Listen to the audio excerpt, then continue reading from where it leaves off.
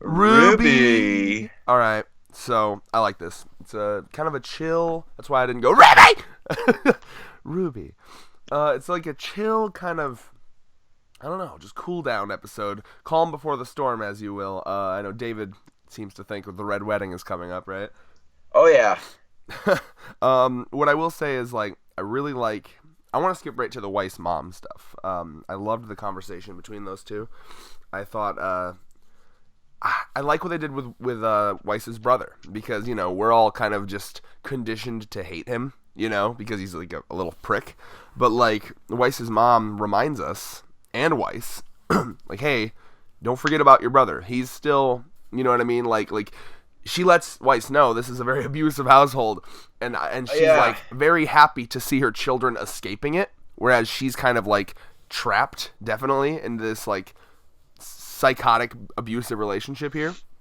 And it is sad because, like, you know, this whole time we've seen Whitley as like, oh well, you know, he's in with his dad, and, you know, he's just like conniving, you know, he's like his little dad's fucking like partner in crime. No, you know, he's trapped just like them, and he's probably just either too young or can't himself form an escape like Weiss did, or I don't know. I mean, but like, that made me think about things completely differently, like in an entirely different light, and I really appreciated that little moment there, and I was like, oh my god, that was real as fuck, where it's like, yeah, I know you don't like him, but don't forget about your brother. And also Weiss is like, well, he doesn't care about it. It's like, yeah, because you left him here.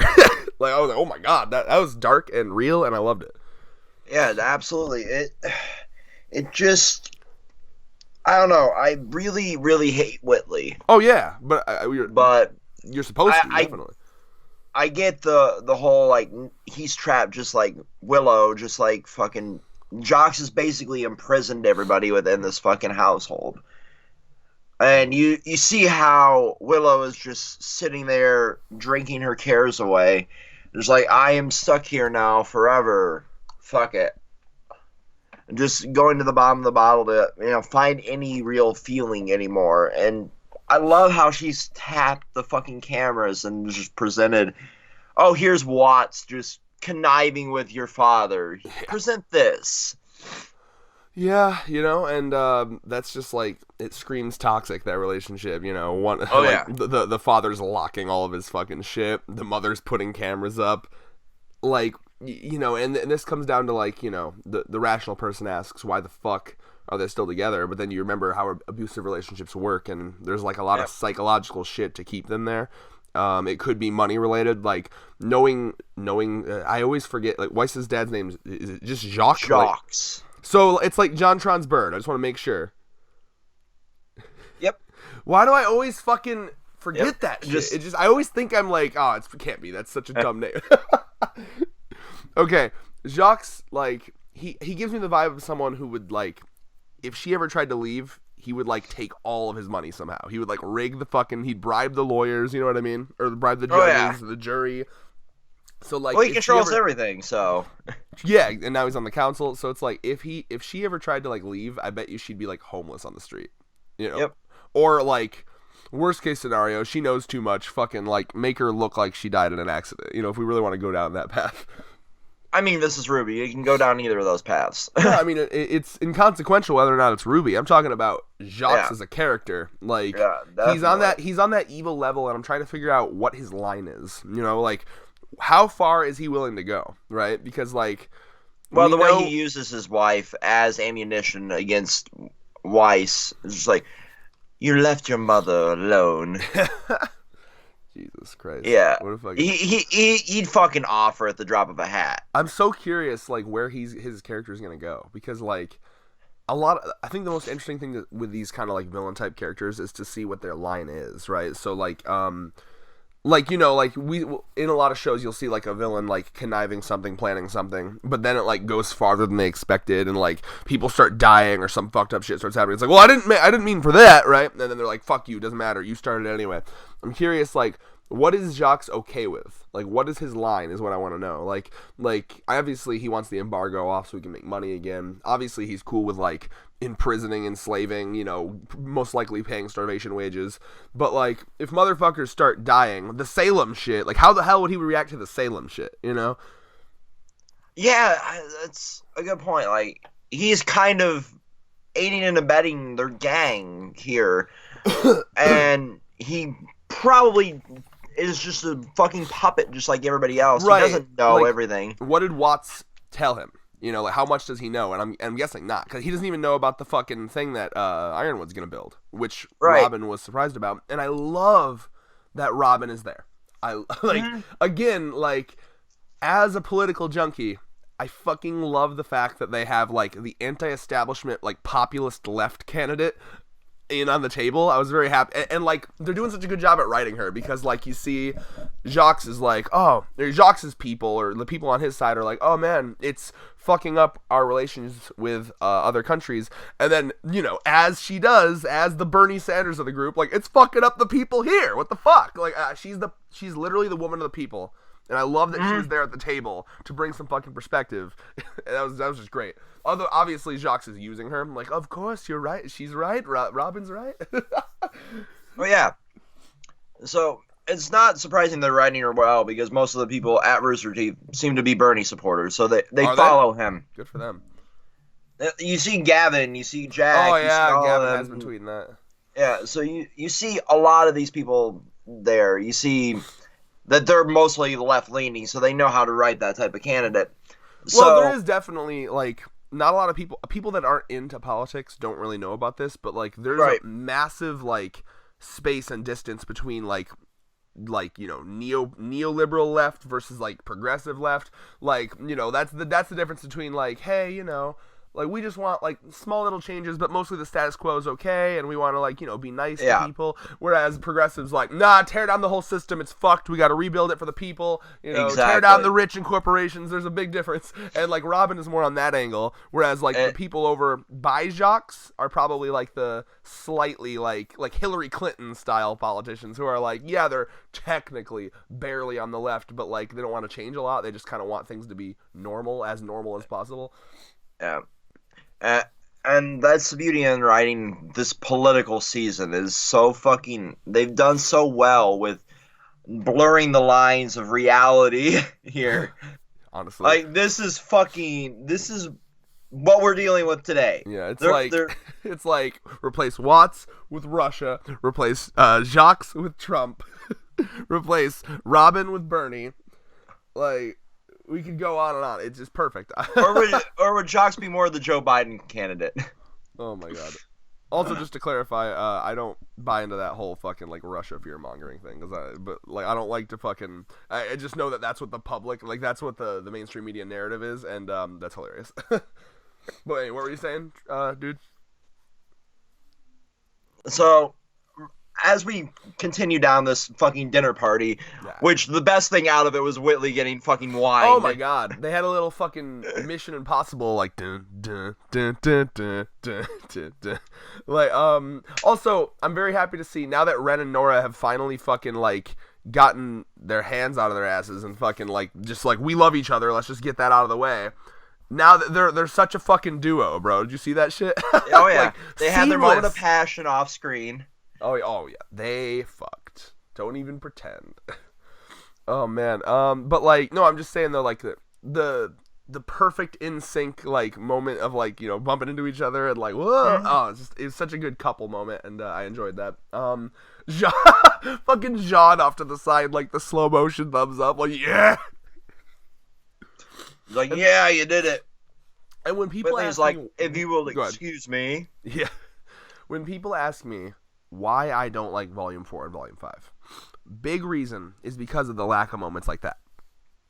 Mm-hmm. Because there was no real character moments. Yes, the one we had was the him still wearing the Pumpkin Pete's hoodie. Yeah, that was about it, really. And it was like really forced, and like RWBY laughed for like way too long. Like, their humor should be like quick and snappy and witty, you know, like what I like about RWBY is that it's at its core, it's a fun show, and if you want to go delve into darker moments, that's fine, but you have to keep like these character moments sprinkled in. And I'm glad that you call them character moments because those are important, you know, like if you're just moving through a plot, like that's how I describe like Promised Neverland, for example, which is a manga in Running in Shonen Jump. If you don't know, people watching this, Promised Neverland's a series that focuses purely on plot, but has very rare character moments. And what I mean by character moments are those little moments where it's just like, it makes you like feel for the character, like, oh, that character does this, that reminds me of a friend that I have, or oh, that's their little quirk, or oh, you know, it's something that like if you hung out with them, you'd feel like if you need to be able to look at a character and be like, what would be a good Christmas gift for them? What do they do on the holidays? What's their favorite fucking hobby? Like, the thing that makes you feel like you know them. It's the seemingly useless details that are just there to make you feel like you know these characters. And some series just don't do them. And like I said, like Promised Neverland is one of them, and I fucking can't stand it because it's just like a bunch of emotionless robots walking through a plot. And it's moments like those that make the characters lovable so that when shit happens to said characters, we feel for them more. So that's what Volume 4 and 5 was missing, along with having like way shittier fight scenes. But they've fixed both, and I'm very happy about that. Yeah, they definitely have. What I'm terrified with all the fucking changes that have been going on behind the scenes with like layoffs or call them what you will. They're not layoffs. They're just people going on to other... No. So wait, what happened though? With like them gutting parts of the animation department, gutting, you know, executives behind the scenes. Was that a budget issue? Did they give a reason? They never gave a reason. That's and you see like long-standing people on the Funhouse, and you see long-standing people on the like the live action. Right, I've been seeing people tweeting now about how they're leaving Rooster Teeth. Yeah. Yeah. What's terrifying me is like, how is any of this, but like the animation side of things, going to affect RWBY going forward? So I want to see them keep this quality that we have now, but the more we see the drama behind the scenes come out, how much longer are we going to have with shows like this that feel real and aren't? Let's face it, they're AT&T owned, you know, this corporate bullshit. Right. Well, one, as much as I hate corporations owning stuff, like, it seems like a lot of corporations have gotten the memo to just fucking stay out of the creative process because, like, some of the best shows, like, you know, Black Mirror is owned by Netflix, but they just let Charlie Brooker do whatever the fuck he wants because clearly he knows what he's doing, you know what I mean? Exactly. So, like, the way I look at this is, one, if they're laying people off, that doesn't necessarily have to be a bad thing. Well, first of all, laying people off is a bad thing because that sucks if they don't have jobs. But, like, for the show, keep in mind, Volume 1 and 2, they had an incredibly small team. It was just Monty and his boys, you know? Yeah. So, like, I don't think it necessarily has to have, like, a huge-ass crew. As long as they're, like, more chill with the fucking release dates and deadlines. I don't know. We'll see. Like I said, it could go both ways. It could help it to have a more personal team, and it could hurt it. I'm hoping that, I don't know, if people are being laid off, they're being at least replaced by new animators. I don't know. I have no idea what the reasoning is. I've seen this vaguely on Twitter, but, like, point being, we'll just have to see when it happens, and when it happens, you know, Volume 7, you know our asses will be honest, because go back and watch our Volume 4 and 5 reviews. We were scathing it, and now all of a sudden, 6 and 7, we've been loving it. So, we'll be honest with you. If it sucks, then we'll get on it then. And the one thing I can say about Rooster Teeth is they've listened to criticism, you know? So they clearly have. So, I'm hoping if it affects the animation, if it affects, you know, all that, they'll give it a more relaxed fucking release date. Because even back in the day, when it was coming out, as it was done, it felt real, it felt normal, it felt, you know, as if it was a passion project. And then 4 and 5 felt like, oh, this is clearly for money, because it's a merch getter. And then 6 and 7 now have gotten back to that, like, it feels more of a passion project, but at a bigger budget. Right, and moving on back into the episode, too, they did a good job at, like, making some of the stuff from Volume 4 I don't remember if it was 4 or 5 where Weiss was escaping from the mansion. I think it was 4, right? I believe it was 4. Yeah, like, they've made that important now. I always love it when shows, like, explore a location and then leave for a while and then come back, because then it's like, oh, we know about this already, so the author doesn't have to waste time, like, introducing the locale. They can just kind of jump right into what's going on. So I thought, like, they've been doing a good job at, like, making the things that happened earlier be important. Like, she mentions that fucking butler that helped her escape has been let go. which is sad. And does let go mean fired or killed? Because again, how evil is Jacques? Yeah. Let go, Like, I'm more inclined to believe let go, because not everyone has to be a murderer. You know, he can just be an evil corporate dude, but, like, who knows? How far do we want to go with Jacques here? Yeah, Klein being let go... From life! It's sad. It gave that escape weight. He's like... Yeah, no, you're right. Yeah, and Jacques is like, is my butler being too nice to my children? I want a douchey butler. Or at least an emotionless robot butler. But not Penny. I mean, he could afford to have Penny. a robot butler. Bro, what if that's the twist? He buys Penny. Oh, God. No, but actually, though, that's a good segue into the Penny stuff. Still, again, and I'm just gonna tell you right now, don't bother with the fucking trolling, pretending to hate Penny to troll me. I know it's bullshit. Just feel with me.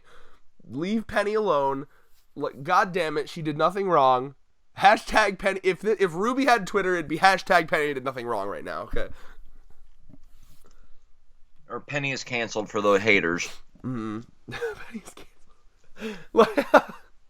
It's not like Penny fucking like tweeted like a racist remark. Penny like what they believe is that Penny slaughtered people, and that's like she's canceled. Fuck her.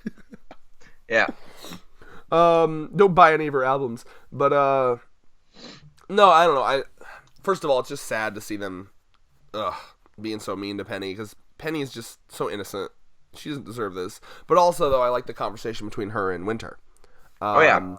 You know, and I like, too, that, like, originally she takes it as, oh, you wouldn't understand, being like, oh, you don't understand emotions, you fucking robot. And it's like, no, I meant, like, because I lived here, you know? So I like to see Winter and Penny's relationship. Winter clearly treats her like a person and not just like a robot. It seemed for a second like she was treating her like a robot, but it was no, because I lived here and you didn't. So, yeah, I don't know. But I think I'm trying to remember the line that Penny said that I liked. Yeah, because she said something about, like, no, it's good, you spoke from the heart. And then Winter's like, no, that's exactly why I was wrong. I need to stifle those emotions. And then Penny's like, well, then I really don't understand. And I love that. They literally, they flipped the script there. Because the robot is the one telling her to speak from emotion and from her heart. And the human is the one trying to stifle her emotions for no fucking reason. And I love that shit. Because, like, I always get annoyed by people that are like, emotions are just a burden and blah. No, that's what makes us human. And if we get rid of emotions, then we truly do just become like fucking robots, machines, animals, whatever the fuck you want to call it. Like, I understand animals have emotions to an extent, but, like, we don't just make decisions based off of instinct, you know what I mean? We can, like, have empathy and think and feel, and some of the best decisions are made. Like, in my opinion, a lot of these politicians that go in and make these decisions where it's like, oh, well, we're gonna gain, like, $2 billion in oil, but, like, I don't know, like, 35 people are gonna die. Worth it? Like, no, that you've thrown away your empathy. You know what I mean? Like you don't bomb a fucking, like, wedding to fucking get $1 billion, which that seems like a random thing, but that look into it. They bombed a fucking the United States government drone striked a wedding that had like one terrorist in it, and they like killed the entirety of like the wedding goers. Those are the kind of decisions that governments make because they throw away their emotions for like the end result. So I like that Penny is like, no, you should always feel with your heart and speak with your heart, because I don't know, that's just a good lesson. And I like that Penny, again, proving herself to be best girl, is fucking dunking on Winter. Like, oh, who's more of a robot here? Not me. No. Well, I mean, most soldiers do throw away their humanity by the end of it. Exactly, and I think that's what this is speaking to. Because that's a constant theme in RWBY, is like they talk about that in like the opening of 2, like, you know, are we heroes fighting for peace, or are we weapons, pointed at the enemy, so someone else can claim a victory? Like, are we emotionless weapons just to be used by a fucking pawn master, or are we people, Yeah, and that theme is coming into play a lot here, because they're being used by Ironwood. Yep. She's under my control, he says. Uh-huh. Yeah. They're being used really, really poorly by Ironwood as chess pieces, and it's annoying. But at the end of the day, he is right that if they revealed everything now, it would be mass hysteria. Right. I almost wonder, like, if I was Ironwood, I might just get angry and be like, you know what, fuck it. You want everyone to know? Everyone's gonna know. Just like live, like just to fuck over Jacques. Like, all right, cool. You know what? This is your fault. I'd go on a fucking live newscast and I would tell everyone about Salem and I'd be like, I was gonna keep it a secret. Jacques' fault. Direct your anger at Jacques. He forced me. He threatened me. Yeah, and just be like, you know what? Fucking let's cause panic, everybody. And direct all anger at Jacques Schnee. Here's his address. Bring your pitchforks and torches. I think Weiss would be okay with that. Well, my dad's finally getting his payback. If there's one thing protesters love, it's property damage. Oh, yeah. So let's do it. Torch the mansion! Amazing.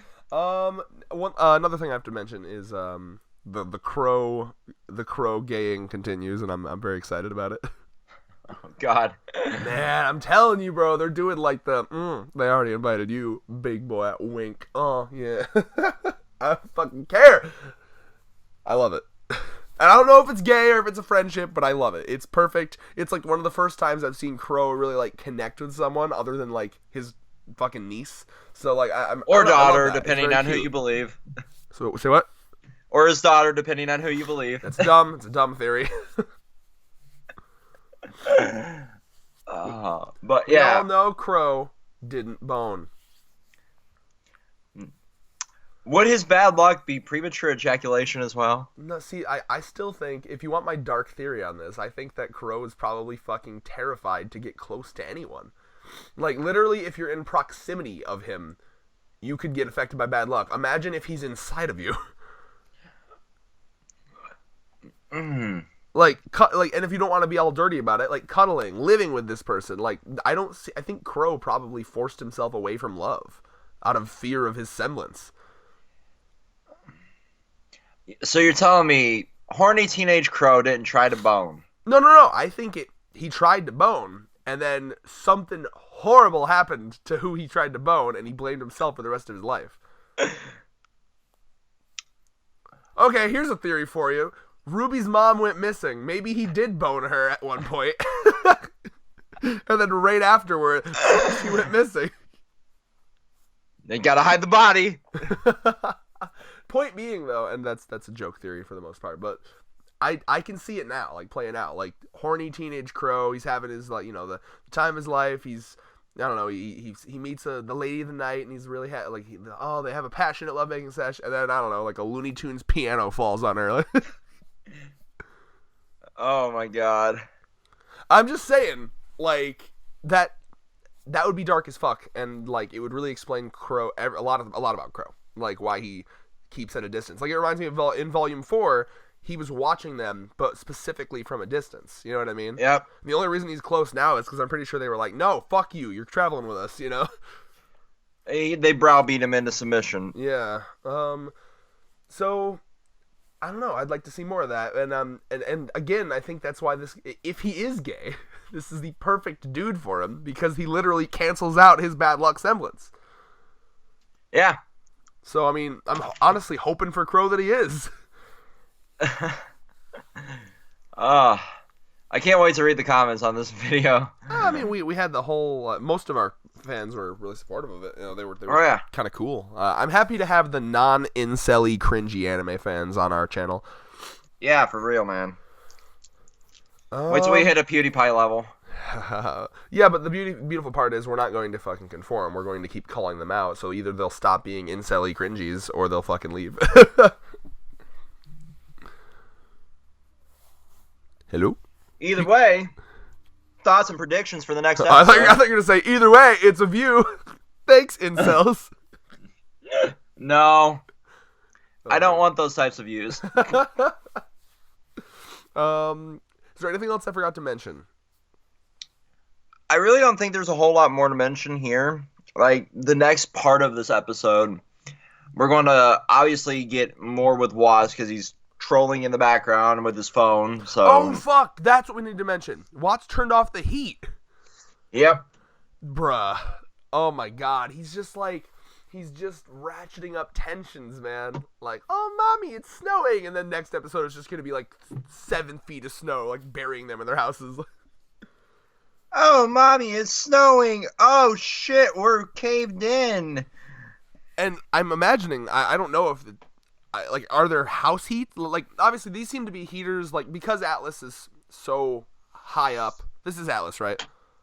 I believe we're dealing with Atlas. I always forget, like, Haven, Atlas, Remnant. But we don't know if he's doing it just specifically to Mansell, the slums, the outskirts, whatever you want to call it. Well, here's how my interpretation of this is, because it's like floating up high.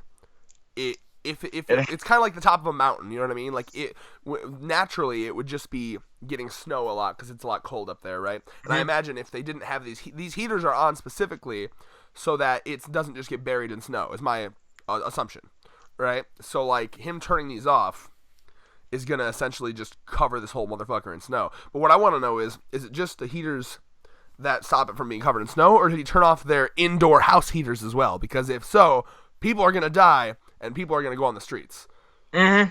And that's what, like, I don't know if you've been hearing about the, like, in California, they've been having, like, power outages on and off and on and off. Have you heard about that? Yeah. Yeah, and, like, this is why there's a big kind of fight going on right now to nationalize, like, public utilities, right? Like, basically, public utilities shouldn't be in the hands of corporations. They should be in the hands of, like, the people. You know, it should be, like, you know, kind of like the same way the post offices run, you know? Right. Like, because corporations can fuck up, and not to say governments can't fuck up either, but like when there's a profit motive behind it, there tends to be a lot more like fluctuation and yada yada yada. So I can see like all you need to do to get people to riot is make them feel like there's no hope left, right? Exactly. So like for example, in America, one of the reasons we don't have as many protests as around the world is because there's always, well, at least I have my shitty home. Well, at least there's like, I can go to McDonald's and get a fucking like hamburger for $1. I won't starve to death. Well, you know, at least there's this TV show I can come home to and unwind.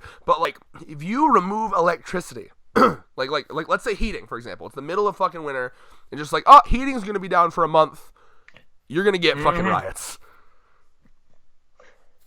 See, especially in somewhere that's floating, where you have all of cold the fucking... as fuck, I imagine, up there without those heaters. Yeah, I'll give Watts one thing. He knows how to grab somebody by the balls. Oh yeah. He's not your average hacker man. Oh, you wanna be alright? Okay. Is it a Rocket Man reference? Not entirely. No, old school. I was making the Rocket Man reference. Yeah, but it was too out of key to get copyright strike, so yeah, no, I'm okay with it. I've discovered that, like, I don't know if it's because of the lung surgery I had, and maybe I produce more mucus down there now, but, like, it used to be, like, occasionally I'd get all mucusy. Now it's the entirety of winter. I'm just coated in mucus in my throat. Coated in mucus. Yep. Check out my autobiography, Red Alexander, Coated in Mucus. Or Koro Sensei, Coated in Mucus. Oh my god. I mean, he literally is. Watch Assassination Classroom if you haven't. Here we are, reviewing and discussing RWBY, giving out recommendations for anime, talking about Crow's sex life or lack thereof. Yeah. Only at Control Chaos. Absolutely. Subscribe. And now, we back, and we on the official manga app as well for the manga, because Manga Stream's dead. But you don't know about that if you're just watching. Who the fuck, is there people out there that, like, just watch RWBY but, like, aren't into other anime? I feel like it's, like, hand in hand. I feel like that there has to be some level of weebness to appreciate RWBY. Yeah. Let us know in the comments if you made it this far past the cringy. If you are into RWBY and like don't watch any other anime or read manga, I'd be shocked. Please tell me in the comments. Yeah. But any final thoughts, predictions for you, David? The shit's gonna get real next episode. Yeah. Like, we have Hacker Man Watts destroying fucking people's lives by shutting the heat off, making snowfall, and it's so goddamn good, this volume. I'm digging it. I really am. Yeah, I don't know if I have any particular thoughts other than I just shit going down, shit eating up. I think Whitley has been set up to have some sort of, if not redemption, like a turn. I don't know, like I feel like he's gonna. I feel like he's like masking his like true emotions. Like there's gonna be a moment where finally Weiss is like, "Come on, Whitley, just come with us," and then he finally just breaks down, you know, like cries or something. Because I feel like it's gonna be like the Robin I want to live moment. Because I mean, like we've seen, like let's be honest here, he probably fucking gets beat by Jogs, you know.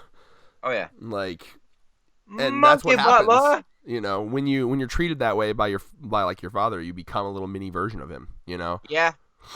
And now what's with the mom too is she seems to just have like subjugated herself or like resigned herself to this fate. Like I'm just gonna be here. I'm just gonna drink myself until I die. You know. It's the hardest working liver in the galaxy. Yeah. See, I can't even. We can't have alcoholic Crow anymore, so we're gonna have alcoholic Willow. Oh man. Crow just walks by Willow, sees her drinking. He's like, in another time, I would have smashed the fuck out of you. That's a woman right there. The skirt. The length of her mini skirt. No, fucking, just like, Crow goes up to Weiss, like, can I fuck your mom? Do your dad and mom still fuck? First of all, is the first question. Because I'm doubting it. Someone's got to clear up those cobwebs. It's been a loveless, sexless marriage for 30 years. Finally. Listen, my bad luck semblance can literally do nothing. Look at her life. There's nowhere down. Jesus. See, I always have to end these reviews with a horrible fucked up joke. So with that, peace.